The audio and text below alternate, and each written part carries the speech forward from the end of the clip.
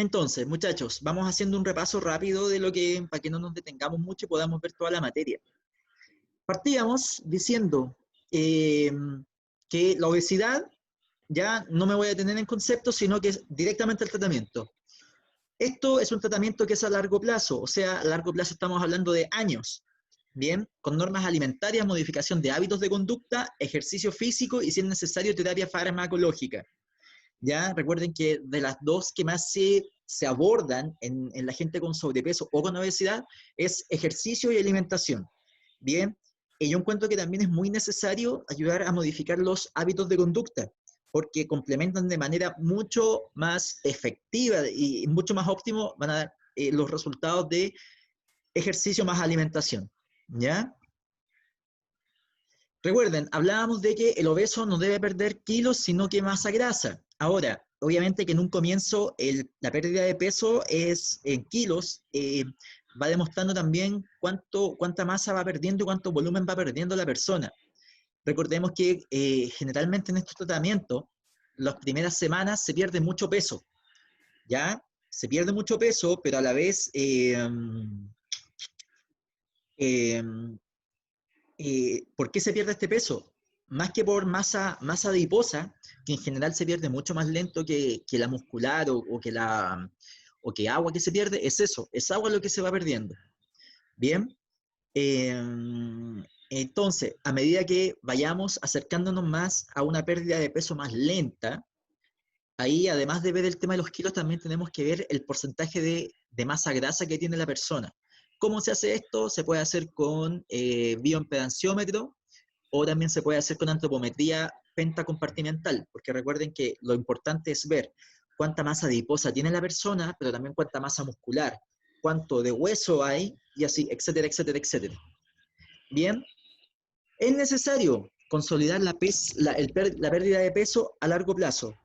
Chiquillo, hay alguien que tiene un micrófono encendido y como que escucha un murmullo, ¿ya? Para que tengan, para que tengan en consideración eso, porfa, ¿ya? Entonces, seguimos con la pantalla. Bien, iba diciendo, importante esto mantenerlo a largo plazo, ¿bien? ¿Y qué es lo que pasa? Hay gente que eh, se, se adhiere a un programa de este tipo, empieza a ver resultados, pero al poco tiempo ve que la cosa empieza a decaer por la velocidad de pérdida de peso, ¿ya? Chiquillos, apaguen el micrófono, alguien lo tiene encendido. El Villalta, profesor, en la pantalla cuando habla. Vale, José, apaga el micrófono, porfa.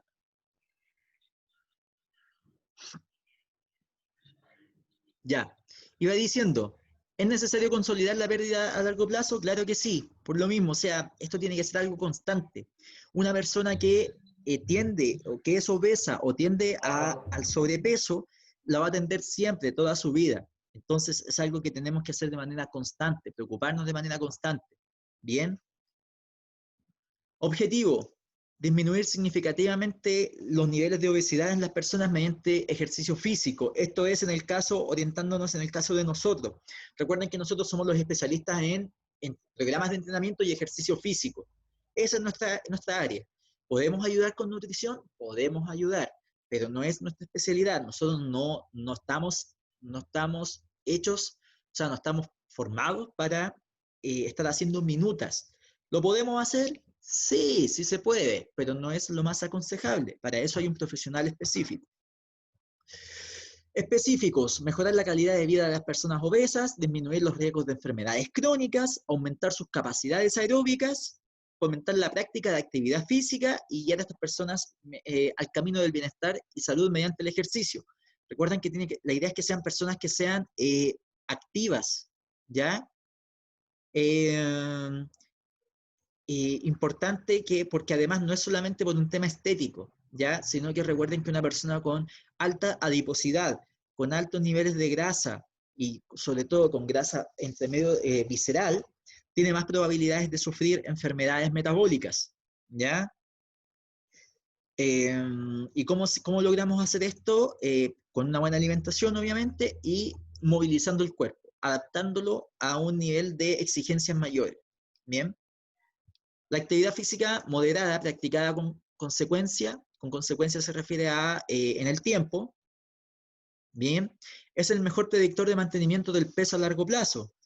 Se ha encontrado que los individuos que hacen una dieta hipoenergética y además realizan ejercicios de forma constante tienen mayor probabilidad de mantener la pérdida de peso que aquellos que solamente siguen una dieta determinada, ¿ya? Recuerden que el cuerpo también se va adaptando mucho a estas cargas o a estos niveles de estrés y puede llegar a un punto también en que la forma que si mantengo siempre los mismos estímulos, ya no voy a seguir perdiendo más masa grasa porque mi cuerpo se adapta. Recuerden que mi cuerpo está diseñado para sobrevivir ya y adaptarse lo mejor posible a las circunstancias. Bien. Entonces, el adaptarse también implica tener un gasto energético más eficiente. ¿Ya? Áreas fundamentales en las cuales la actividad física contribuye a un manejo de la obesidad seguro y efectivo en el balance energético. ¿Ya? Recuerden que la actividad física me ayuda de mejor manera a mantener un balance o un balance más bien positivo, negativo, perdón, o positivo si dejo de hacer.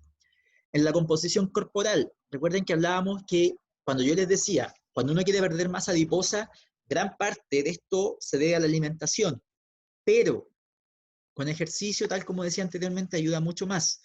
El ejercicio va a ayudar a que la persona desarrolle más masa muscular y se sienta y se vea más musculoso. En el estado de ánimo, al cambiar justamente la composición corporal, la persona se va a ver mejor y funcionalmente en general, como se va a estar menos cansada, va a ver que anda mejor en el día a día, su estado de ánimo va a ser mucho mayor. Por lo mismo, se mejora la calidad de vida, disminuye los riesgos de enfermedades, hay una preocupación mayor por el manejo del peso, ya no hay una despreocupación, que fue lo que llevó a que la persona estuviera obesa, y posteriormente influye también en un tema de la distribución de la grasa corporal, ¿ya? La actividad física debe formar parte integral del programa de pérdida de peso y su conservación siempre. En un inicio se sugieren niveles moderados de actividad. Recuerden que habíamos dicho poquita actividad en un comienzo, media hora, 40 minutos, y después ir aumentando con el tiempo, ¿ya? Incluso lo que yo les decía, para acercar a una persona a la práctica de actividad física, lo mejor, muchachos, es que es incentivar a que la persona haga algo a diario, aunque sean 5, 10 minutos, ¿ya? Aunque sea poquito, pero esos 5 o 10 minutos van a ser mejor que no hacer nada. Y la persona de a poquito se va a ir acostumbrando más a que tiene que estarse moviendo constantemente. Entonces después puede llegar un punto, debería llegar un punto, en que esa persona va a estar, a ver cómo lo explico, como que va a echar de menos hacer actividad física si deja pasar mucho tiempo. Fijarse la meta de acumular por lo menos 30 minutos o más de actividad física moderada a lo largo de casi todos los días de la semana. Ahora, si yo no puedo entrenar todos los días de la semana, ya, pero me basta con hacer 3 o 4 veces una hora, ya, con intensidades que sean acordes a esa hora, ya, pensando en que voy a tener a lo mejor días de descanso, ya, y en esos días yo puedo tener una buena recuperación de la carga que hice anteriormente. Precauciones. La valoración inicial, en todos los casos, cuando yo tengo patologías, la valoración inicial es esencial. Bien, y que haya una supervisión constante de parte del médico. Esta supervisión tiene que ser más frecuente al inicio de los tratamientos, ¿ya? Y a medida que va pasando el tiempo y hay mejoras y hay una estabilización del estado de salud, esta supervisión del médico debería ser cada vez menos frecuente. La supervisión de parte de ustedes como entrenadores va a ser siempre, ¿ya? Todas las semanas, casi todos los días, o los días que estén entrenando. Ayudar a cambiar ciertos hábitos, como una alimentación adecuada, ¿ya? Una alimentación balanceada, equilibrada, y evitar el consumo excesivo de alcohol y tabaco. Y ojalá, como se dice, ojalá no consumir. Bien. Ejercicios para disminuir la disnea. Recuerden que la disnea es cuando hay una falta de aire, y esto puede ser por la misma inactividad, puede ser también por la masa abultada que tenemos en el abdomen y que puede hacer presión en la caja torácica, sobre todo cuando uno está acostado. Evitar suplementos alimenticios, a no ser que el especialista les indique que los consuman, ¿ya? Recuerden lo que yo les decía, muchachos. Si alguien quiere consumir un suplemento, porque supuestamente lo va a ayudar más, que se gane el derecho a consumirlo, ¿ya? ¿En qué sentido? No me sirve de nada comprarme 50 lucas de Whey Pro, ¿ya? Si después voy a estar comiendo chorrillana, ¿bien? No me sirve de nada estar tomando el Lipo 6 o pastillas de cafeína o lo que sea que esté tomando para bajar la grasa, si después van a andar comiendo pizza todos los días, completos o vaipilla, ¿ya? Ejemplos de actividades moderadas, ¿ya? Que vamos desde la menor intensidad, ¿bien? Vamos de la menor intensidad, pero con mayor duración, hasta ejercicios más intensos, pero con poca duración, ¿ok? Lo que yo les decía, recuerden muchachos, incluso una persona que no tiene mucho tiempo para entrenar en el día y que no puede entrenar todos los días, recomendar siempre que haga otras actividades, que cambie el switch, en el sentido que ya, sube las escaleras caminando, no subas en una escalera mecánica, no subas, ya, sube una escalera normal. En vez de ocupar un ascensor, ocupa la escalera, ¿ya? Ah, pero trabajo en un piso 18, ya, ahí es comprensible. Bien, ni siquiera, incluso hay gente que yo conozco que se la sube, ¿ya? Y después de un tiempo ya está adaptada y espectacular. Respecto a la ingesta, ya, es importante recalcar que la actividad física, y sobre todo mientras más intensa sea, no estimula el apetito, a pesar de que haya un gasto energético mayor, ¿ya?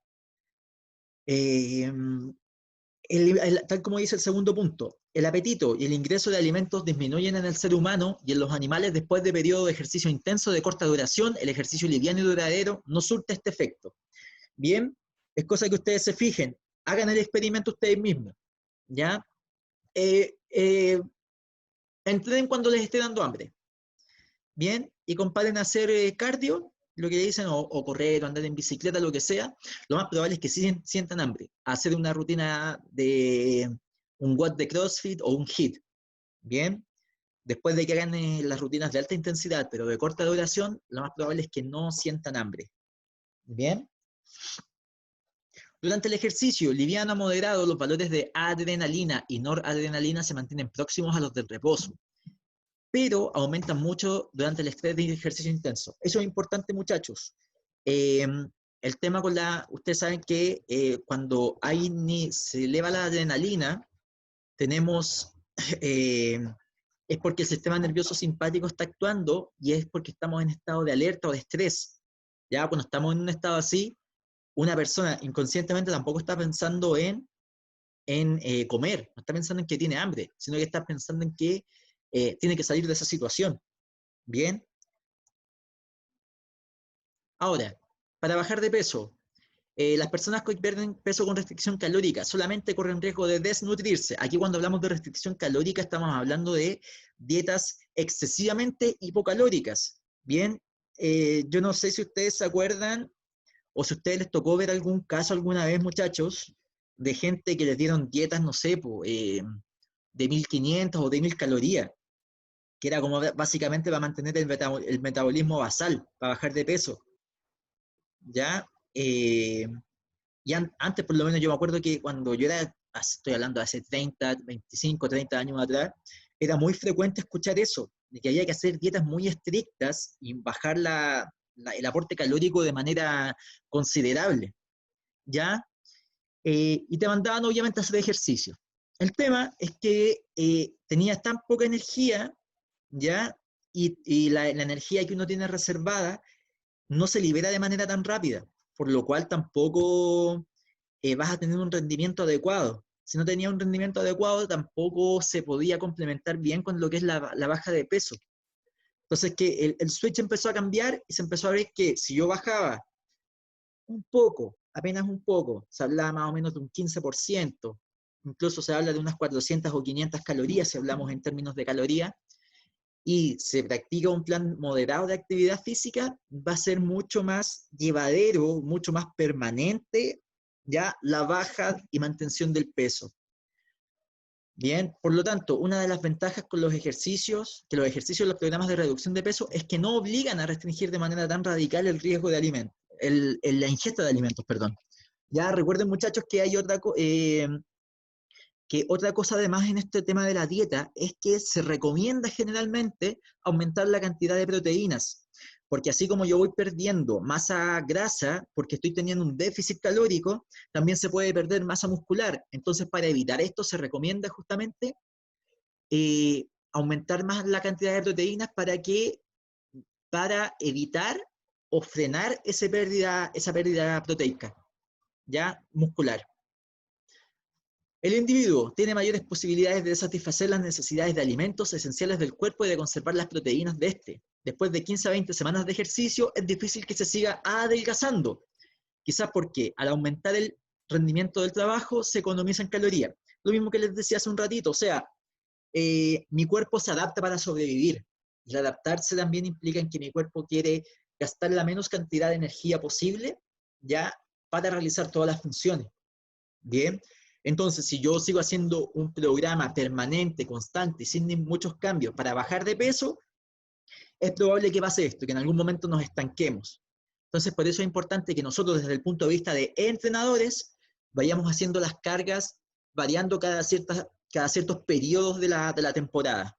Bien, tal como dice ahí la recomendación, es probable que en este punto haya que cambiar de ejercicio, pasar del trote al ciclismo o remo estacionario. ¿Ya? Eso en el caso que esté haciendo solamente ejercicios aeróbicos. Bien, cuando ustedes hacen entrenamientos de ejercicios con fuerza, es mucho más llevadero y es mucho más, varía mucho más la modalidad de trabajo. Por lo mismo, el descenso de adiposidad se mantiene más en el tiempo, a pesar de que también se recomienda cada ciertos periodos ir variando los tipos de actividades y el enfoque que se le dan a los ejercicios. Bien.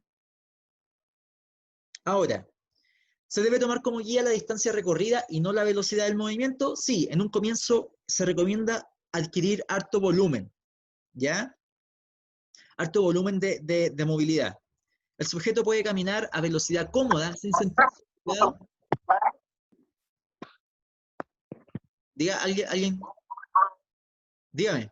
¿No? ¿Nada? Ya. Bien. El sujeto puede caminar a velocidad cómoda y sin sentirse obligado a esforzarse demasiado para consumir calorías. Bien. Lo que se recomienda es justamente caminar a la velocidad que le acomoda a uno. Ni más rápido, ni más lento. Ya incluso se ha visto que más lento, y es muy curioso, más lento se cansa más o hay una mayor utilización energética, ya que si camino a una velocidad media o la velocidad que me acomoda. ¿Ya? ¿Por qué? ¿Cuál es la explicación que se ha buscado dar a esto? Dicen de que tú al bajar conscientemente la velocidad, estás activando ciertos niveles de coordinación, ¿ya? O estás haciendo que las fibras musculares trabajen a una velocidad a las que no están adecuadas, o las que no están acostumbradas, mejor dicho. Por lo cual implica un gasto energético mayor en un comienzo. Bien. Ejemplos de programas para caminar. Esto es como, por ejemplo, se podría hacer a largo plazo. Bien, esto es como casi medio año de trabajo. Caminar, trotar y terminar trotando. ¿Ya? Aquí estamos hablando de gente que se va ya a trabajo aeróbico. Obviamente aquí no estamos considerando trabajos de fuerza, que como yo les decía, actualmente se recomiendan tanto o más que trabajos aeróbicos ya muy prolongados. Bien, entonces partimos, por ejemplo, con 30 minutos de caminata a ciertas intensidades, 3 días a la semana por 6 semanas. Después aumentar el volumen, aumentar levemente la intensidad, un día a la semana más y así voy. Después intercalar caminar con trotar. Por ejemplo, ya voy a hacer 40 minutos como sale el ejemplo. ¿Cómo lo voy a hacer? Puede ser que en un comienzo, si la persona todavía falta que se adapte, haga 4 minutos de caminar por 1 de trote. ¿Ya? Por ejemplo. ¿Ya? Y así lo voy a ir haciendo y alternando varias veces. Bien. Muchachos, pasamos a lo que es la osteoporosis y el ejercicio. Aquí es muy importante recalcar que ya nos cambiamos totalmente de tema, ya porque hay que pensar que la osteoporosis es muy difícil que la osteoporosis o la osteopenia incluso den a alguien con sobrepeso. Puede darse, pero es poco probable. ¿Por qué? Porque la gente con sobrepeso tiende a mover más masa que alguien que está con peso normal o bajo peso. Y como tiende a mover más masa, denme un momento, ya. Ah, ya, era mi gato que está maullando. Eh, la persona con sobrepeso o con obesidad tiende a mover más masa que alguien que está normal de peso o está bajo peso. Por lo cual requiere mayor acción muscular. Bien. Entonces, es importante recalcar, muchachos, que los ejercicios seleccionados para mejorar la función y la movilidad de la persona. Bien, lo más probable es que alguien con osteoporosis o su paso previo, la osteopenia, sea alguien que se mueva poco, ¿ya? Y que no esté fijando el calcio como corresponde. Puede venir por un componente, ya, que puede ser tratado con fármacos, sí, pero se complementa bastante bien y es indispensable que se haga ejercicio para que esta fijación de calcio sea más óptimo. Bien. Contrarrestar los cambios en la curvatura lumbar. ¿A qué se refiere esto? Cuando los huesos están débiles, tiende, ¿ya? Y una de las zonas más afectadas con la osteoporosis son la columna, la cadera, muñecas, ¿ya? Son las zonas más afectadas. Al debilitar, al perder calcio, y este hueso está más débil, la curvatura lumbar, la lordosis, tiende a aumentar un poco más y la cifosis tiende a aumentar. Entonces, por ejemplo, les voy a con un pequeño dibujito. Denme un momentito, a ver. Esta cuestión me está marcando. Ahí. Mis super dibujos, ya ustedes saben que yo tengo una columna vertebral con un cierto nivel de curvatura, ¿cierto? Ya que tenemos la lordosis cervical, cifosis torácica, lordosis lumbar. En el caso de una persona con osteoporosis, que sus huesos están más débiles, van perdiendo, de nuevo la cabeza asquerosa, van perdiendo resistencia, va pasando esto. Se acentúa más la lordosis cervical, la cifosis y la lordosis lumbar. ¿Ya? ¿Ya? Esto a su vez puede llevar a que se sobreexijan los estabilizadores, los cuadrados lumbares, y la musculatura del abdomen se inhiba y se debilite. Ya, si estos se debilitan, también se va a debilitar la musculatura de los trapecios, y como la persona está encorvada, con los hombros hacia adelante, el pectoral mayor tiende a acortarse mucho. Bien, entonces la persona anda como con joroba, con la colita un poco parada, guatitas para afuera, y la cabeza la tiende a siempre tirar para atrás. Y con la boca abierta, sí. ¿Ya? Entonces, solamente con algo tan, entre comillas, sencillo como empezar a ejercitarse todos los días, aunque sea un poquito, esto se puede corregir. Bien, va quedando claro, ¿cierto? Sí. Bien. Trabajar, importante, como les decía, como uno de los principales sectores afectados es la columna vertebral y las caderas, ahí es importante trabajar la musculatura paravertebral, la musculatura que va por los costados de la columna. Y planificar la actividad física a largo plazo, como todo. Es así de simple. Si ya eso de hacer ejercicio por 3 meses y después no hago el resto del año, no, es algo que hay que ir cambiando, muchachos. ¿Ya? Existe ejercicios contraproducentes para el mantenimiento de la higiene postural y que presentan un riesgo de fractura obvio. ¿Ya? Ahora, en estas contraindicaciones, chiquillos, y eso lo quiero dejar muy claro porque en la sección pasada me hicieron una pregunta que me decían, profe, pero esto no sé, usted pone aquí que, no es, que está contraindicado, pero igual se recomienda que se haga. Y claro, yo lo que voy es que muchas veces se contraindica, no se recomienda hacer ciertas cosas, pero durante ciertos periodos. A medida que yo voy evolucionando ya en esta patología, yo debería poder hacer cada vez más cosas o con menor control. Ya, por ejemplo, yo que sé que no puedo hacer cuando una persona tiene osteopenia o osteoporosis. Hay que evitar hacer las rotaciones de tronco muy bruscas. Hay que evitar hacer cosas con impacto repetitivo, etc. ¿Ya? Pero a pesar de que eso, igual, por ejemplo, se está recomendando y se ha visto que los ejercicios ¿cómo se llama esto? De pliometría, ¿ya? Ayudan bastante a la fijación del calcio en los huesos. Bien, y alguien me va a decir, profe, pero eso es con impacto y la persona se puede fracturar. Sí, pero antes de hacer eso, yo tuve que pasar por un acondicionamiento previo, fortalecer los músculos, ¿ya? Y que el hueso también se fortaleciera un poco más, ¿ya? Y ese estrés que estoy provocando con la pliometría tiene que ser controlado para que después la persona se recupere y ese hueso esté mucho mejor. Bien, entonces tenemos, ¿qué son las contraindicaciones? Ejercicios que pueden ser contraproducentes para la postura. Flexiones de cadera o columna con amplios rangos de movimiento o que sean contrarresistentes. ¿Ya? Hiperextensiones de columna, también hay que evitarlas en un comienzo. ¿Ya?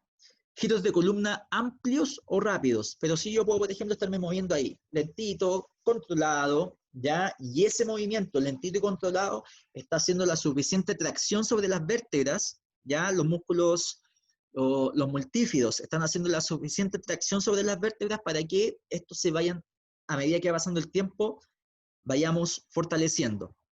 Recordemos, muchachos, y por qué está relacionado el trabajo de fuerza con osteoporosis, ¿ya? Recordemos, muchachos, que el músculo está anclado mediante el tendón al hueso, ¿cierto? Y cada vez que yo contraigo un músculo, el músculo se contrae y el tendón tiende a hacer una pequeña tracción sobre el hueso. Esa pequeña tracción, ¿ya? O esas tracciones que yo hago con fuerza me provocan microfracturas en el hueso, que cada vez que yo entreno y hago un trabajo de fuerza considerable, pasa. Obviamente que yo después tengo que dar un tiempo considerable para que se recupere ya el músculo y el hueso y para poder volver a entrenar. Como ustedes saben, cuando el músculo y el hueso se recuperan de estos traumas, de estos microtraumas, se recuperan mucho más fortalecidos, ¿bien? Y es ahí donde viene justamente. ¿Y cómo fortalece esto? Captando más calcio desde la dieta o del suplemento que esté tomando la persona, se fija en el hueso y yo tengo un hueso más firme, más fuerte. ¿Bien?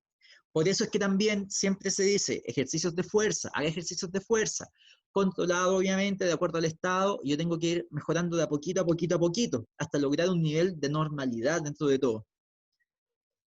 Espalda en flexión arqueada durante los levantamientos, o sea, hay que mantener una postura corporal más o menos agradable, o sea, aceptable. Altas fuerzas de compresión de la columna, o sea, olvídense hacer posiciones invertidas o sentadillas con barra, ¿ya? O puedo hacer, por ejemplo, sentadillas con una barra. Sí, quiero hacer sentadilla y no puedo todavía, ya, ningún problema. Pesca un bastón de madera, un palo de escoba, ¿ya? Y semejemos que eso es la barra. Y después que yo voy progresando, porque yo más adelante quiero que haga sentadillas con barra, de ahí le voy a poner una barra, pero la barra solamente. Después le podré poner 1 kilo por lado, 2 kilos por lado, no sé. Bien, pero tiene que ser todo muy progresivo, porque si yo me salto y hago exigencias muy elevadas, puedo fracturar a la persona. Perdón, muchachos. Actividades de riesgo por caída. Bien, o sea, evitar hacer, por ejemplo, muchas actividades de equilibrio. ¿Es necesario? Sí, pero que sean muchas o no tomar las precauciones para que estas actividades sean seguras, ¿ya? No, hay que tener todo pensado, ¿ya? Y ver todo cómo poder evitar, dentro de lo posible, que la persona se pueda caer. Deportes de alto estrés articular o por impacto. Olviden trotar, ¿ya? En un comienzo al menos. Y deportes de contacto. Recomendaciones generales. Un entrenamiento funcional. Ya saben que el entrenamiento funcional lo que busca es mover el cuerpo de manera completa e integrada, y también podemos hablar de entrenamiento funcional como buscando ejercicios que se asemejen a actividades de la vida diaria. Bien. Seleccionar ejercicios generales. Bien. Ejercicios generales. Recuerden que los específicos o los músculos muy específicos me ayudan a hacer movimientos muy específicos, tal como dice el nombre, muy específicos, ya ayudar a hacer movimientos cada vez más precisos, pero no están hechos para grandes cargas ni grandes volúmenes de trabajo. Ya, ejemplo, manguito rotador, no me voy a poner a hacer con un 100% de la RM del manguito rotador, ¿ya? Y hacer varias series, ¿ya? Generalmente para estos músculos más pequeños, lo que se busca es que se hagan trabajos de fuerza pero complementarios. Priorizar los ejercicios de pie. Bien, recuerden que la mayoría, uno de los factores que más nos influyen a nosotros es la fuerza de gravedad y es como una de las principales resistencias. Ahora, no quiere decir de que no haga ejercicios acostados o sentados, pero lo que sí tengo que buscar, muchachos, es evitar de que hayan cambios muy constantes de pararse, sentarse, acostarse, de pie, acostarse, ¿ya? Porque eso, una persona agotada, puede llevar a que, ¡pah!, al piso, se cayó, fractura, ¿ya? Se recomienda trabajar con autocargas, o sea, el propio peso corporal, o con bandas elásticas. Bien, que las bandas elásticas últimamente se han puesto harto de moda. Mira, yo, por ejemplo, aquí les voy a mostrar.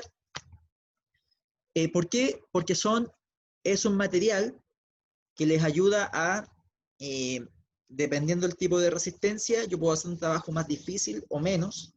Mira, por ejemplo, tengo esta banda elástica. Fíjense un momento, yo la voy a, aquí se ve amarilla, ya, yo la voy a estirar un poquito. Entonces, mira, la voy a tomar con mis manos, voy a estirar, incluso se empieza a ver un poquito transparente la banda. ¿Ya? Esto es de muy poca resistencia.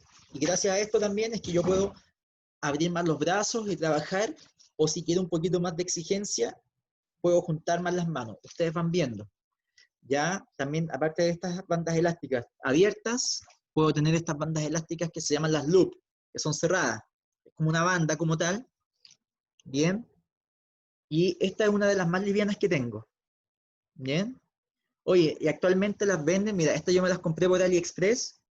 ¿Cuánto me salieron? Como 6 lucas, 5 lucas, venían 6 bandas elásticas. Y hasta el momento me han salido re buenas. ¿Ya? Justo se me va a cortar ahora. No. ¿Ya? Estas por lo menos me han salido re buenas.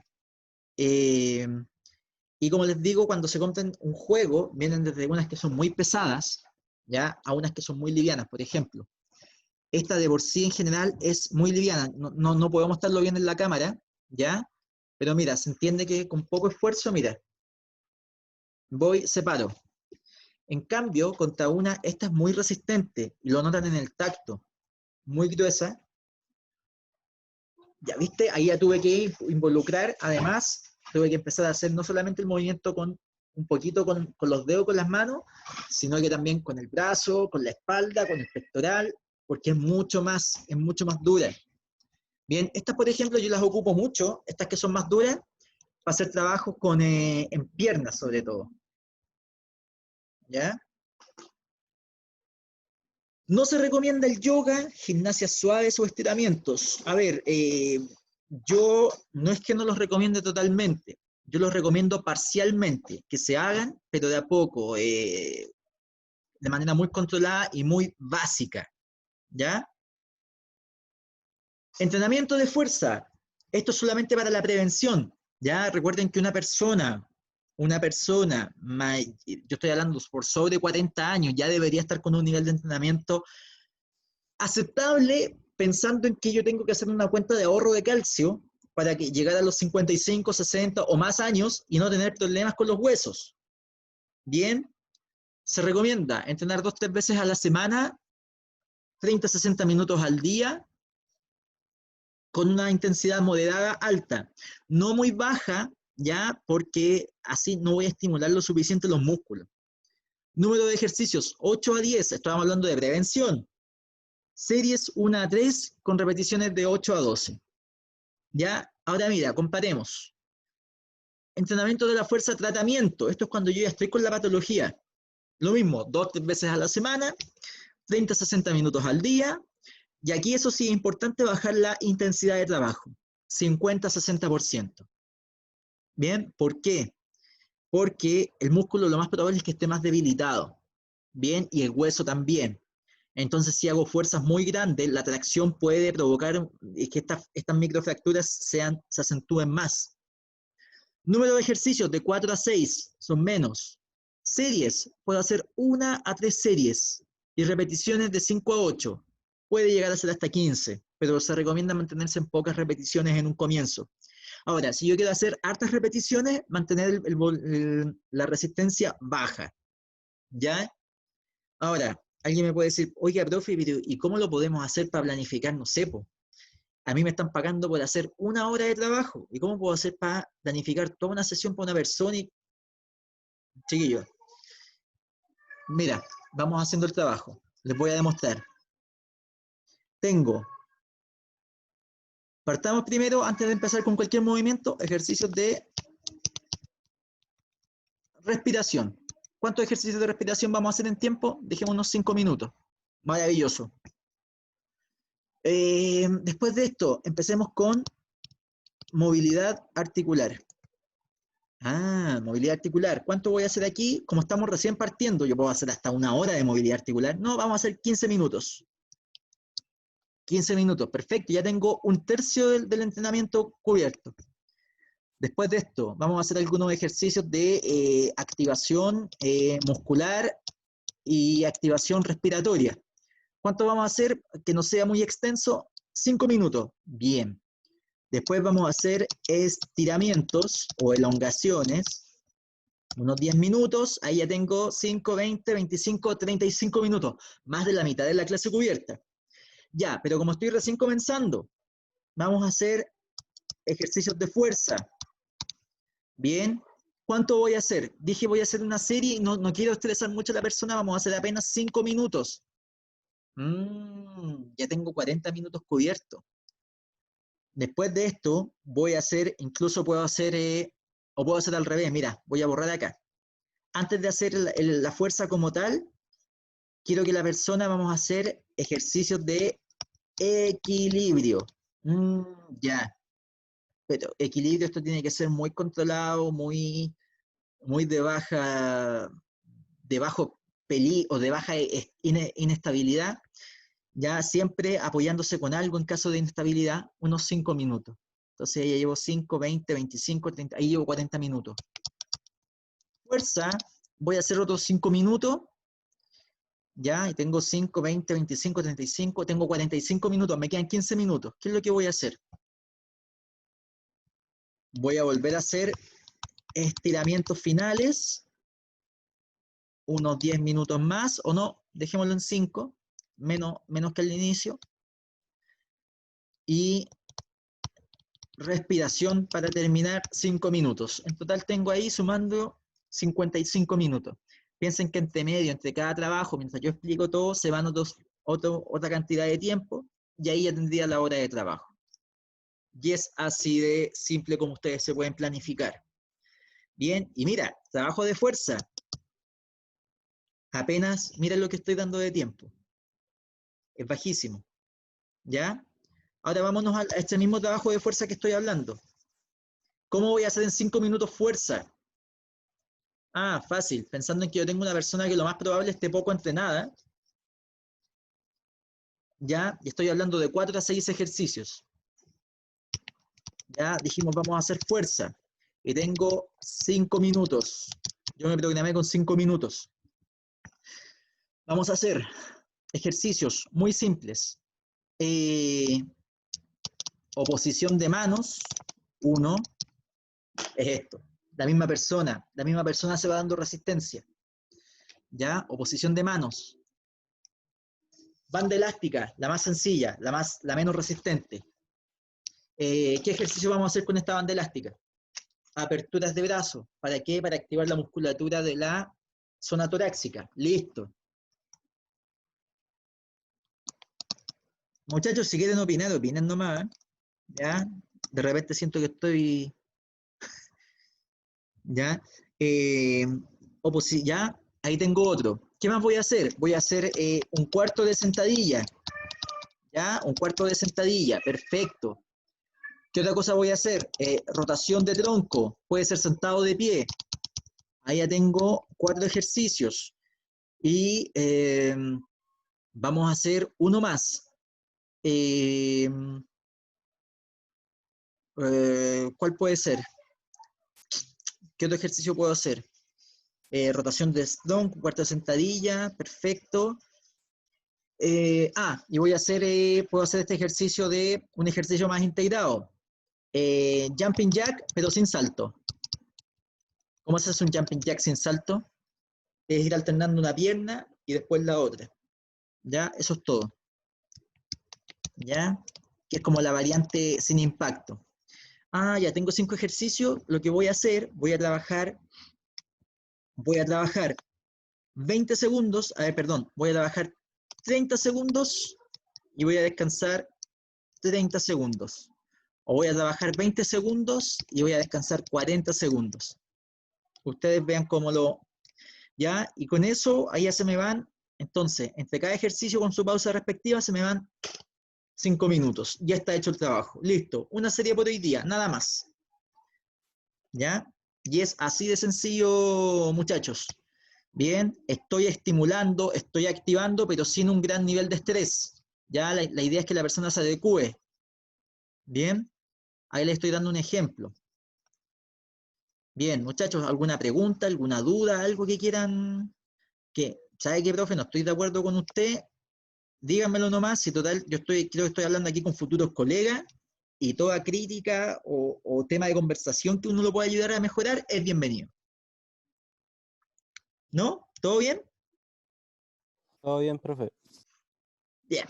Ya, algunos ejemplos de ejercicio que yo les mostraba, que esto es como para mantener una cierta higiene postural y para mantener un cierto nivel de seguridad.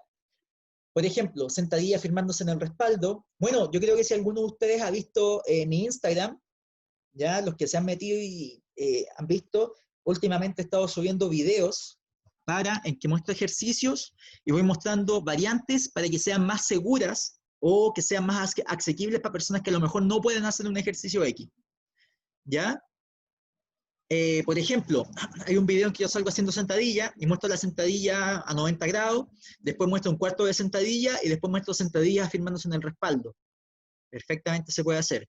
Hay otros videos que salgo haciendo push-up, con rodilla, salgo haciendo push-up con rodillas, apoyándome en el inclinado, en el asiento de una silla, o haciendo push-up contra una muralla.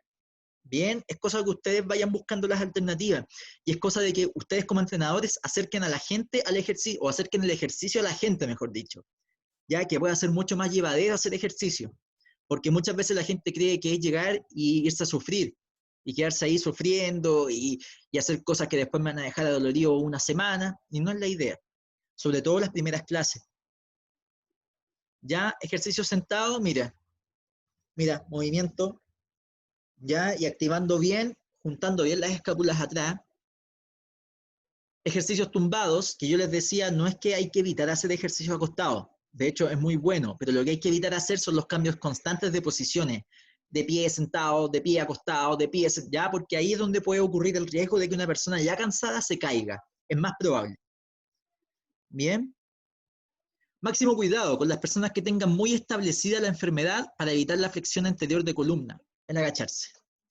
Igualmente, a las personas que hayan sufrido múltiples fracturas o pérdidas muy severas del hueso, se les aconsejan ejercicios como la natación, caminar por el agua, ¿ya? O ejercicios en una silla, mejorando la fuerza muscular y el equilibrio.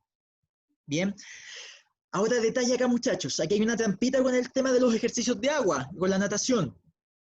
El tema es que si ustedes hacen muchos ejercicios en el agua, se ha demostrado que la gente que se dedica a deportes acuáticos tiene menos densidad ósea, menos fijación de calcio que el resto de los deportistas. Entonces, si ustedes van a trabajar en tema y van a utilizar el agua como herramienta, utilícenla como parte de un proceso, ya, pero traten de no utilizarla para todo. Bien, por lo mismo, si yo quiero tratar a alguien con osteoporosis, esto me va a servir de repente para lograr ciertos movimientos que a lo mejor en seco no se pueden, ya que a lo mejor en seco no se pueden, pero, eh, si los hago de manera sostenida y a largo plazo, no va a ayudar con la fijación de calcio. Bien, ahora, si tengo el tema de que estoy haciendo gimnasia acuática y es como la actividad recurrente a la que me dedico, traten de meter también trabajos con implementos, con pesas, ¿ya? Con algún implemento que haga hacer mucho más fuerza en el agua, ¿bien? O que combinen ejercicios de agua con ejercicios en seco, ¿bien? Y a mí me pasa... ¿Cómo? Eso por la falta de impacto, ¿no? Por la falta de impacto, justamente. Y porque como tú tienes... Si no hay impacto, el hueso no ¿cómo se llama esto? No degeneró las micro lesiones para que no se degenere. Exacto, justamente. ¿Ya? Entonces, ¿qué es lo que pasa? Si no escucharon bien, el compañero decía de que por la falta de impacto justamente que hay en el agua, no produce las microlesiones necesarias para que el hueso se recupere y se fortalezca. Es por eso. Bien. Ya, entonces mira, yo tenía el caso tengo el caso de una clienta mía y yo la entreno 3 veces a la semana, que voy para su casa y la entreno y todo el cuento. Y ella quería hacer mucho ejercicio con agua porque la kinesióloga le decía que el agua es espectacular. Y yo le decía, sí, es muy bueno para ayudar con el tema de ejercicios que en seco no se puedan lograr, pero hacerlo siempre no es bueno porque no ayuda a fijar bien el calcio en los huesos. Entonces, ¿qué fue lo que acordamos? Por lo menos en los tiempos que hace calor y que se podía. De las 3 veces, una sesión la íbamos a hacer con ejercicios en agua. Y la otra la íbamos a hacer ya porque la señora tenía piscina en su casa y todo el cuento. Ya, y los demás íbamos a seguir con sesiones de entrenamiento normales. Importante, al igual que con la obesidad, valoración previa y supervisión constante del médico. Recuerde que hacer ejercicio es solo parte de un régimen para la prevención o el tratamiento. La persona también tiene que alimentarse como corresponde, tiene que tomar suplementos de vitamina D, ojalá salir a tomar solcito. Escucha, justo ahora oye, y eso es muy importante para ustedes también ahora. Bueno, ahora está nublado, pero por ejemplo, a pesar de que estamos encerrados, asomarse por último a una ventanita y sacar los bracitos y la cara para tomar un poco de sol, sin bloqueador, ojalá. ¿Ya? Y una buena alimentación te va a ayudar, pero es muy esencial y se complementa, pero de maravilla, con ejercicio para fijar bien el calcio en los huesos. Bien. Bueno, ahí dice afecciones médicas, la menopausia o ciertos hábitos como son el consumo de tabaco o consumo excesivo de alcohol. Me va a ayudar justamente a disminuir la pérdida de calcio por cualquiera de estos que sale acá abajo. Muchachos, pasamos a lo que es diabetes y actividad física. Bien. A ver, yo creo que ustedes saben que diabetes hay de 3 tipos, ¿o no? ¿3 tipos? Sí, Sí. Ya, la tipo 1 es la que se llama insulino dependiente, que es que la persona no produce insulina y tiene que estar constantemente inyectándose insulina. La tipo 2 es cuando el tejido está resistente a la insulina, ya el páncreas está resistente, perdón, la tipo 2 se produce justamente porque el músculo o la célula que necesita energía está poco sensible al estímulo de la insulina. Entonces el páncreas sufre una falla, ¿ya? Y ya no produce el nivel de insulina que debería. Y el tipo 3, que es el que se llama de tipo gestacional, ¿bien? Pero esa se revierte con el tiempo. O sea, si se controla bien, se puede revertir, ¿ya? Y no, la mujer no debería quedar con ninguna consecuencia al respecto, ¿ya?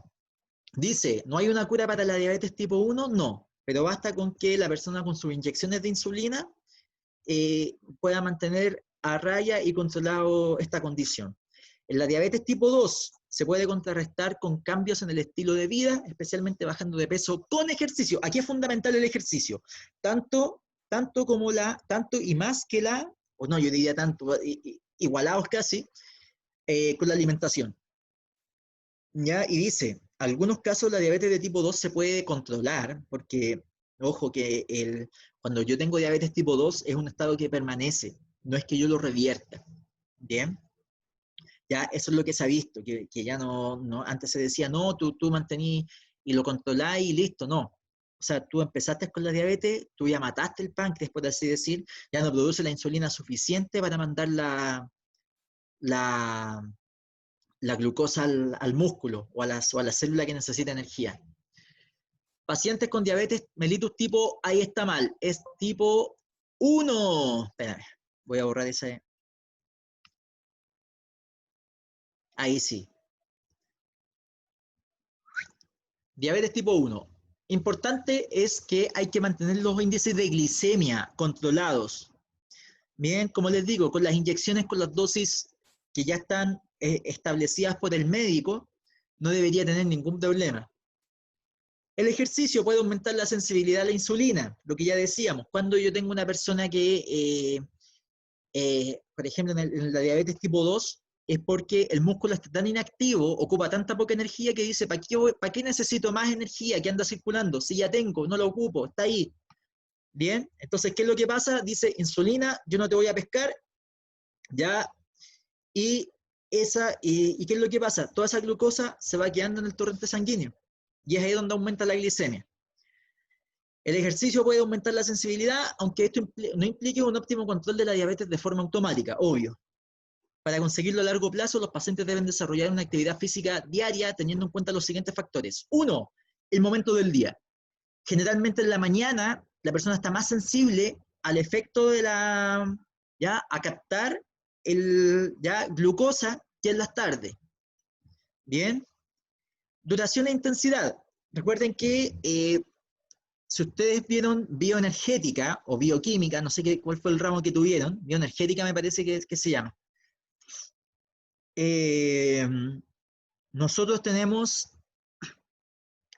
y si vieron lo que es claro, justamente bioenergética, saben que más que aparte de la duración o la capacidad, yo para activar o para obtener energía de cierto sustrato energético, yo tengo que trabajar a ciertas intensidades, ¿ya? O sea, por ejemplo, que a ti te digan, oye, no, por ejemplo, realiza un trote de 20 minutos para quemar grasa, ¿ya? Pero ¿qué pasa? Si en esos 20 minutos estáis corriendo a una velocidad elevada, lo más probable es que estés utilizando más glucógeno que ácidos grasos para obtener energía, ¿ya? O viceversa, si yo quiero, por ejemplo, hacer trabajos para depletar las reservas de glucógeno musculares y hepáticas, y digo, ya, voy a hacer ejercicio constante por 20 minutos, media hora. Ya, pero si esos ejercicios tú lo haces al 50% de tu VO2 max, lo más probable es que estés utilizando más grasas que glucógeno. Bien, entonces hay que también considerar y conocer la naturaleza de la utilización de sustratos energéticos. Otra cosa que hay que tener en cuenta, el nivel de glicemia antes de hacer ejercicio. Bien, y eso la gente diabética se está monitoreando constantemente, ¿cierto? Con el aparato, el monitor de glicemia, y que en general, a comparación con el de lactato, el aparato y los reactivos son mucho más baratos. Bien, de hecho, un alumno de la sección anterior me decía que a él por el auge, parece, le regalaron un monitor de glicemia. Tipo y dosis de insulina utilizada, ¿ya? Eso básicamente. Y también ahí importa dónde, o se habla mucho de dónde se inyecta la persona la insulina. Bien, ahí dice, inyectar la insulina en grupos musculares que no se movilicen durante la práctica de ejercicio. ¿Por qué?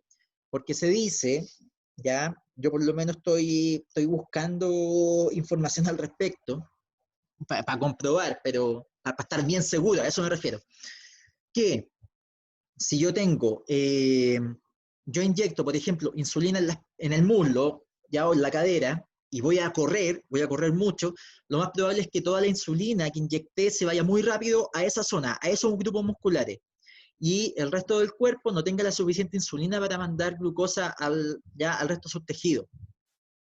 ¿Ya? Eso es lo que se habla.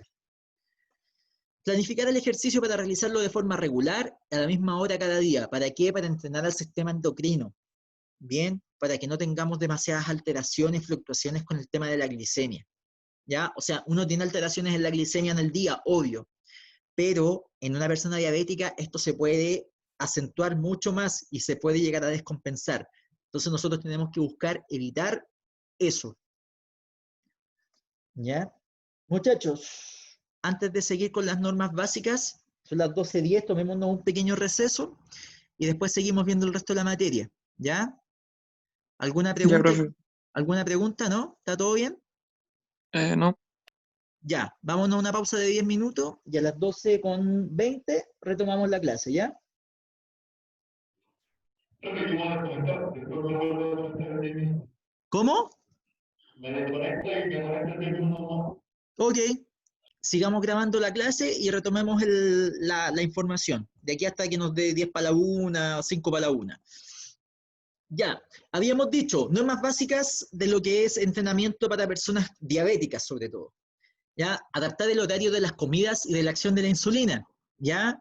O sea, aquí la idea es que tú adaptes todo el sistema, en el sentido que, pucha, ¿sabéis qué?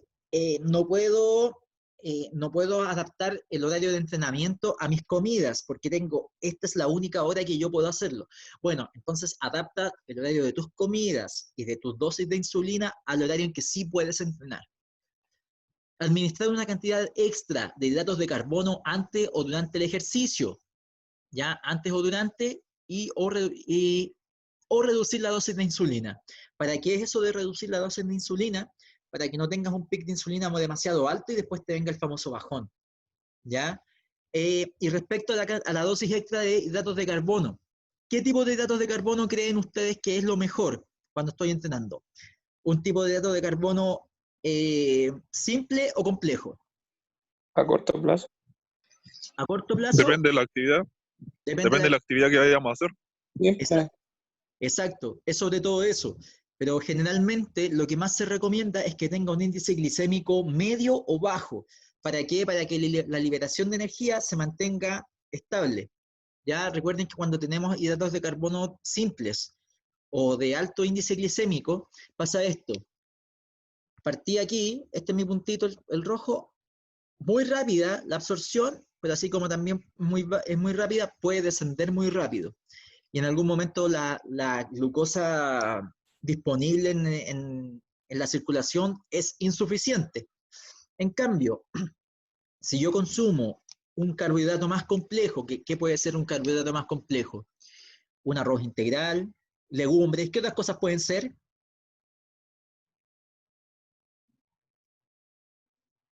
Como carbohidratos complejos, ¿qué se les ocurre? Pastas. Sí, Maní, almendras, nueces. bien, bien, frutos secos, bien, ya, cosas así. ¿Qué otras cosas pueden ser? Legumbres, ya dijimos. Las frutas también, sobre todo las frutas que tienen más fibra, también tienen un índice glicémico generalmente más bajo, porque son de más lenta absorción, te mantienen el aporte energético, te lo sube, y te lo va subiendo más lentito, y así, y puede ir bajando, ¿ya? Entonces, generalmente, lo que se recomienda, ya, es una mezcla entre, a ver, yo por lo menos yo prefiero que hacerlo con tiempo y consumir algún tipo de carbohidrato complejo, como puede ser lentejas, ya, una hora antes, y además de eso, durante el entrenamiento tratar de consumir algún jugo de frutas, ¿ya? Y que tenga una cierta cantidad de pulpa para que justamente la absorción de esta glucosa sea más lenta. Evitar los ejercicios en condiciones de calor o frío extremos y durante los periodos de descontrol metabólico. Recuerden que también muchas veces los diabéticos tienen problemas de regulación de la temperatura, ¿ok? Entonces hay que tener cuidado con manejarse en estos climas. Lo bueno aquí, por lo menos en Santiago, no tenemos climas como tan extremos, y a pesar de que de repente tenemos temperaturas bastante elevadas, pero el tipo de calor que tenemos acá no es un calor húmedo, ya es más bien un calor seco. Bien, entonces el tema de que te pueda venir un shock térmico, hay que tener cuidado nomás y que la persona se hidrate. Respecto a la diabetes tipo 2, el programa regular de ejercicio tiene que mantenerse sí o sí, siempre, ¿ya? Y es importante seguir una dieta adecuada. ¿Cuáles son los beneficios de la práctica deportiva? Aumenta la utilización de glucosa por el músculo. El músculo necesita más glucosa, por lo cual los receptores de insulina, ya, que acuérdense que esto es, permiso, voy a rayar acá. Nosotros tenemos nuestro músculo estriado, ¿cierto? Ya, súper buen dibujo. ¿Ah? Por otro lado tenemos nuestro torrente sanguíneo. Cuando yo consumo algo, ustedes saben que después se absorbe y tenemos la famosa glucosa circulando por el torrente sanguíneo. Pero esto, ¿para qué lo tenemos circulando? Porque tienen que ir a pasar a alguna célula en específico que necesite la energía, ¿ya? En ese caso, ¿qué es lo que pasa? Dice, mi sistema nervioso dice, tengo mucha glucosa en la sangre, ¿qué es lo que voy a hacer? Me llevo todo el... tengo que mandar algún mensajero que le indique a las células que necesita energía, que hay energía disponible. Y ahí se suelta el páncreas suelta lo que es la insulina. ¿Ya? Esta insulina, ¿qué es lo que hace? Ya, fuera de pensar lo que se pensaba que pescaba la glucosa y la mandaba al músculo, no.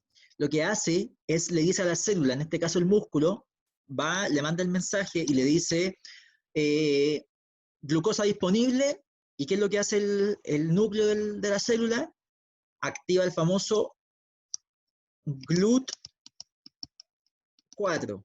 ¿Qué es lo que permite el famoso GLUT4? Abre ya membrana para que la glucosa entre. Y ahí se almacene como glucógeno, se utiliza en glicólisis y posteriormente en ciclo de Krebs, o se convierta en lactato, ya mediante la lactato de deshidrogenasa, y así. Eso es lo que hace. Ya, cuando yo tengo resistencia a la insulina, la famosa resistencia a la insulina, esta sensibilidad a la insulina no funciona como debería. Y lo que hace es que estos mismos canales no se abren, o se abren de manera más limitada. Ya, por eso es que el índice glicémico se mantiene muy elevado. Bien. Entonces, en estos casos, lo que yo tengo que hacer es, además de obviamente consumir algún fármaco que me ayude a regular esto, es sí o sí hacer ejercicio. Ya, es la mejor manera en que el músculo se empieza a activar y empieza a pedir glucosa, por así decirlo. Ya, que esta insensibilidad que tiene hacia la insulina vaya desapareciendo. Bien, eso es lo que hace. Bien, pero yo creo que ustedes lo deben tener más que claro. Ustedes tuvieron clases con la profe Vanessa, ¿cierto? De fisiología. Sí. ¿Sí? Ya. La profe Vanessa, yo encuentro que es muy, muy buena. Sabe mucho, mucho, mucho. Bien. ¿Qué otra cosa? Mejora la sensibilidad a la insulina, lo que les estaba hablando recién, ¿ya? Después, reduce las necesidades diarias de insulina o disminuye las dosis de antidiabéticos orales. Yo creo que si ustedes han sufrido de resistencia a la insulina o conocen a alguien que lo ha tenido, saben que les dan un medicamento X. Yo conozco por lo menos la Fornil. Yo sabía de ese que es uno de los que toman. Ya, no sé si tendrán otros nombres, bien, pero es uno de los que ayuda con este tema. Controla el peso y evita la obesidad, obvio. Mantiene la tensión arterial y los niveles de colesterol. Evita la ansiedad, la depresión y el estrés. Por lo mismo, o sea, yo me empiezo a sentir mejor. Veo que estoy mejor. Ya mis exámenes médicos están arrojando mejores valores. La persona ya va a tener una preocupación menos de la que está constante. O sea, va a tener que estar siempre ejercitando, va a tener que preocuparse siempre de eso. Pero va a saber de que si se mantiene y se alimenta bien, no va a tener problemas con esto. ¿Ya? Y reduce la incidencia de enfermedades cardiovasculares. Precauciones. Aquí ya nos vamos a un temita un poquito más técnico, muchachos. Mira, voy a correr esto para abajo. Ahí. Dice, verificar la glicemia antes de la práctica deportiva. Si es menor a 100 miligramos por decilitro, tomar algún alimento que tenga glucosa. Lo que se recomienda ahí es fruta, galletas o bebida. Ya, ojo, esta recomendación, esto de verificar la glicemia, ojalá que se haga 20 a media hora, 20 minutos a media hora antes de entrenar. Bien. Y esta misma precaución de consumir alguna fruta, alguna galleta, algo rico en glucosa, se haga también con un tiempo, no se haga 2 minutos antes de empezar. Bien, recuerden que el alimento tiene que pasar por todo el tracto digestivo, llegar al estómago, digerirse y después recién empieza a ser absorbido. Y ahí pasan ¿cuánto? Pueden pasar 20 minutos, media hora por lo menos. La Sociedad Americana de Diabetes recomienda, perdón, me estoy comiendo la materia. Si estás entre 100 y 150, puedes hacer ejercicio sin riesgo. Y si es mayor a 250, deja el ejercicio para otro momento. ¿Bien? Ya, incluso hay gente que recomienda, y es lo que está abajo, si el nivel es muy alto, pero esto ya es un poquito más rebuscado, tenéis que tener eso sí un refractómetro, pero se puede hacer.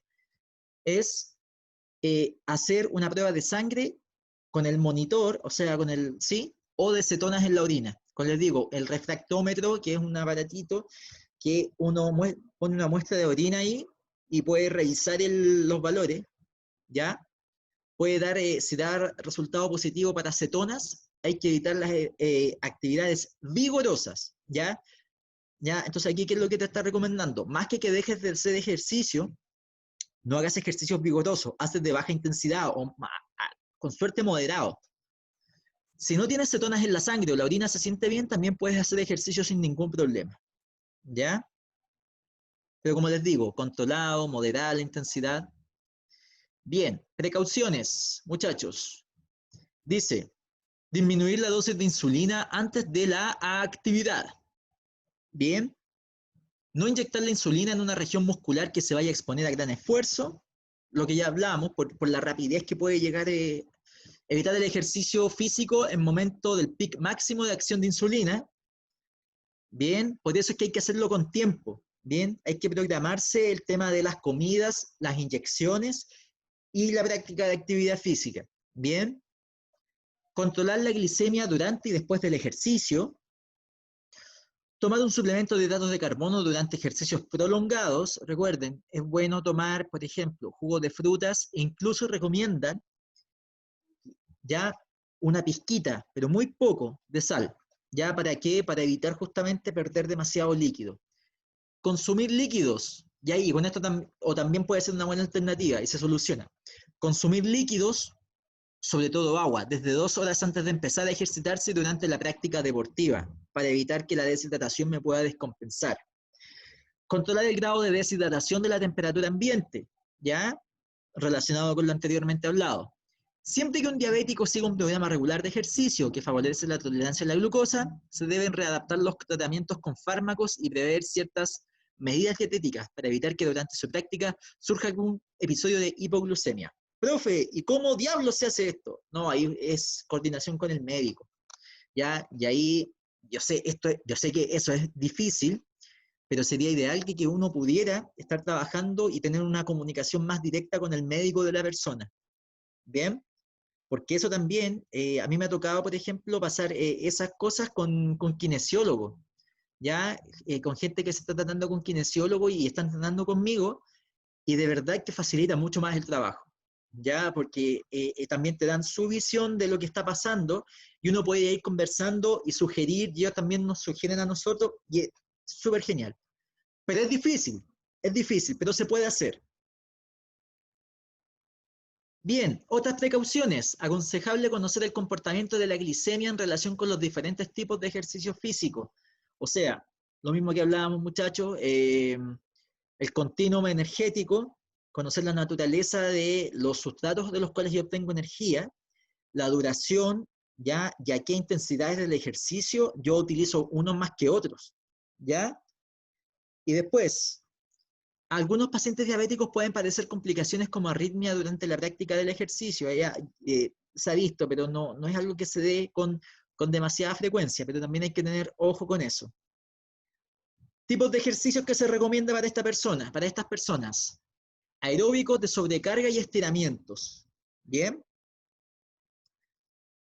Aquí hay un ejemplo de rutina que podría ser movilidad articular 5 minutos, calentamiento aeróbico, ejercicios de fuerza, ejercicios aeróbicos y de baja intensidad. Bien, aquí se pone el énfasis de que el ejercicio aeróbico se haga al final, después de los ejercicios de fuerza. ¿Ya? Esto es como un ejemplo, ¿ya? Y aquí se están dando los tiempos más o menos. Mira, vamos desde lo mayor duración. Tenemos 5, 10, tenemos 30, tenemos 90, 1 hora 40. Es lo más que podría estar entrenando una persona. Bien. Contraindicaciones. No rebote ni se menee mientras se estira. ¿Ya? ¿Por qué se da esto? Recuerden que también los diabéticos tienen problemas de cicatrización. ¿Ya?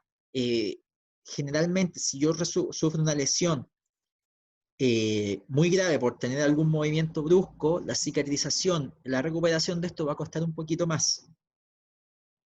No se centra en pensamientos que le generan tensión. Bueno, eso es algo general, ¿ya? Es más que nada para evitar lesiones.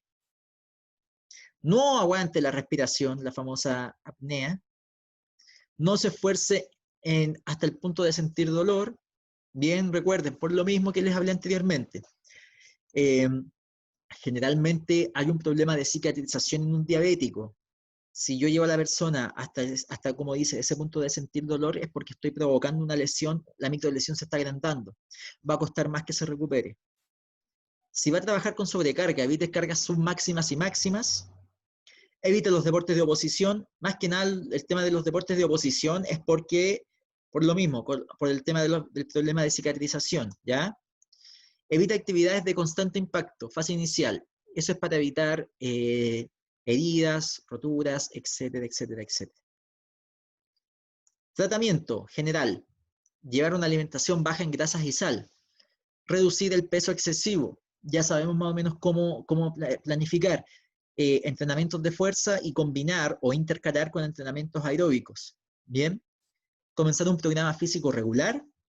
Aprender a controlar el estrés. Dejar de fumar. Moderar o suprimir el consumo de alcohol.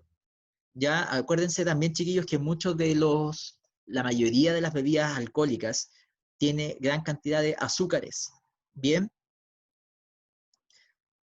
¿Ya? Y controlar la apnea obstructiva del sueño si es que la padece. Bien. Y aquí también es bueno, chiquillos, de repente meter ejercicios de respiración en las personas. Pasamos a lo que es hipertensión y con esto ya estaríamos terminando. Bien. Sí. Hasta donde alcancemos a ver. Igual, muchachos, yo creo que por la hora, este tema, el de hipertensión, yo no lo voy a meter como pregunta. ¿Ya? Porque, por ejemplo, con la sección 1 no alcancé a ver este tema, así que les dije, partimos la prueba la semana subsiguiente, pero vamos a... Este tema en específico, el de hipertensión, lo voy a dejar aparte, ¿ya? Y no es porque ustedes no puedan leer la materia y todo eso, sino que es porque es poco ético yo estarles pidiendo que me desarrollen algo, una actividad, sin que la hayamos visto en clase, ¿ya? Yo por lo menos soy de esa idea. A lo mejor hay profes que me van a decir que yo estoy equivocado, que es educación superior, pero yo tengo ese pensamiento, ¿ya? Entonces, hipertensión, vamos a avanzar un poquito, pero este no se va a tocar en la prueba, ¿bien? Actividad física e hipertensión. Mira lo que dice. La Organización Mundial de la Salud en 1989 y la Asociación Internacional de Hipertensión Arterial incluyeron por primera vez la recomendación de realizar ejercicio físico entre las medidas no farmacológicas destinadas a disminuir los valores de tensión arterial. Pensemos que antes, estamos hablando de hace 30 años atrás, más de 30 años, incluso más tiempo antes, yo te diría, se decía que la gente que era hipertensa no era bueno hacer actividad física. ¿Por qué? Porque aumentaba la presión arterial, ¿ya? Y claro, y a pesar de que es algo esperado, que es una reacción natural, pero a la larga se ve que hay una mejora en el control de la presión y la tensión arterial. Ya las arterias van a funcionar de manera mucho más controlada. Recuerden que las arterias tienen el movimiento sistólico y diastólico, ¿bien? Y que la hipertensión dice que es que básicamente este movimiento, el de diástoles, está mucho más, se expande más, por así decir. Y el problema con eso es que puede provocar algún accidente vascular, ¿ya? Ya el problema es que de repente se puede distender tanto que puede haber una rotura de uno de los vasos, ¿bien? O puede ser al revés, que por ejemplo, cuando la presión está muy alta, lo que se llama la sistólica, puede ser tan fuerte que bloquea el paso de la sangre. Y es ahí donde está el problema.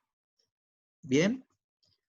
Desde entonces, la mayoría de los estudios coinciden en su utilidad en el tratamiento y la prevención de esta enfermedad. ¿Bien? Ahora, eso sí, aquí hay que también tienes el tema de que hay que hacerlo muy controlado.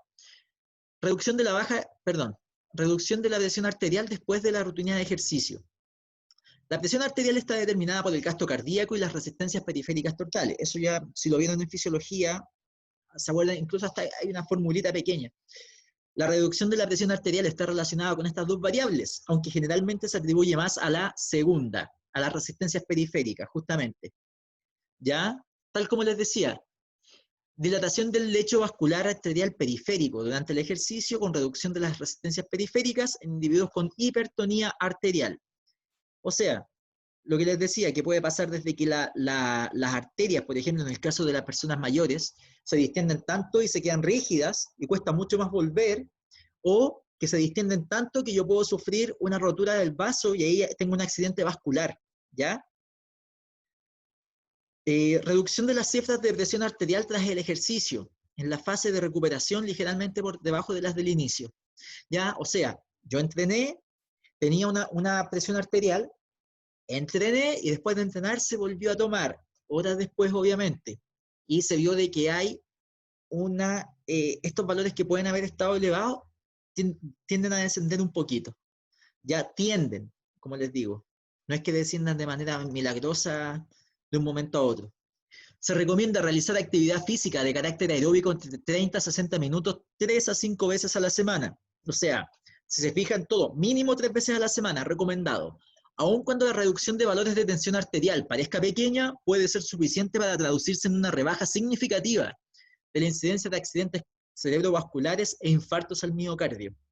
¿Ya? Recuerden que accidentes cerebrovasculares puede ser perfectamente que un trombo me está tapando la arteria carótida y no permite pasar sangre al cerebro. O un infarto al miocardio, que es cuando las arterias coronarias, que son estas dos arterias pequeñitas, que son las que le mandan sangre al mismo corazón, alguna se bloquea, ¿ya? Y ahí puede haber, es lo que se llama un infarto. Bien, que es distinto que un paro cardíaco, que en el paro cardíaco recuerden que ahí lo que está fallando son los nódulos, estos que son los que regulan la actividad del corazón. Bien. Entonces, antes de empezar un programa de entrenamiento, consultar con el médico para saber si es necesario o no complementar con medidas adicionales. No realizar ejercicios si la presión sistólica es mayor a 200 miligramos ya de mercurio y la presión diastólica es mayor a 115. O sea, tienen que ser valores muy elevados para no hacer actividad física. Evita aguantar la respiración. ¿Por qué? Porque esto también aumenta la presión arterial y la tensión. ¿Ok? Y se está tomando diuréticos, prestar especial atención a llevar hidratación adecuada todo el tiempo.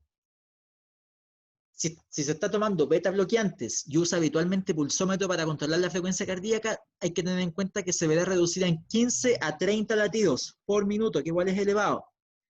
Si está tomando, pueden causar una bajada de tensión después del ejercicio, los bloqueadores alfa. Ya, otras cosas respecto a lo que es el ejercicio. Evitar esfuerzos elevados y prolongados. Bien. No trabajar con sobrecargas muy elevadas. 50-65% es lo recomendado. ¿Por qué no se recomienda más? Por lo menos en los periodos iniciales del entrenamiento. Al tener pesos muy elevados, tienes que estar haciendo un esfuerzo sostenido muy considerable. En algunos casos muy similar a lo que es un esfuerzo isométrico. Esto provoca que, como necesito más sangre para este músculo que funcione, se distiendan más y puede aumentar más el riesgo de padecer algún accidente vascular. Realizar sesiones de trabajo aeróbico cortas de 20 minutos e ir aumentando el tiempo de trabajo a medida que pasan las semanas. Personas que no tienen hábitos de ejercicio, sesiones muy cortas, media hora, 40 minutos. No realizar ejercicios anaeróbicos en un comienzo, ¿ya? En un comienzo, después yo puedo estar realizando ejercicios anaeróbicos sin problema. Y los ejercicios isométricos, mucho cuidado. Ya lo que yo les decía, evítenlos, pero perfectamente yo puedo llegar después en algún momento a intentar hacer este tipo de ejercicio, muy controlado y no con mucha frecuencia. Ejemplo, yo tengo una clienta, una señora, ella padece de hipertensión, y yo con ella trato de evitar los ejercicios isométricos, pero siempre una vez a la semana o cada 2 semanas, ya hacemos una vez la plancha, ¿ya? Y yo le digo, apenas empieza a sentir la mínima molestia, un bombeo en la cabeza, porque ella me dice que siente bombeo o mareo, usted para. Entonces, por ejemplo, pasamos de aguantar 5 segundos, ahora ya va aguantando 15. Pero también, como te digo, no lo hago con mucha frecuencia. Es muy poco que lo hago, ¿ya? Y como les digo, es una vez, ¿ya? El ejercicio isométrico no es parte de mi rutina habitual, ¿ya? Con ella por lo menos. Bien, vamos a dejar hasta aquí, muchachos. Después la materia se las dejo a ustedes para que la sigan viendo. ¿Ya? Y eso. Bien, ¿alguna pregunta antes que nos vayamos?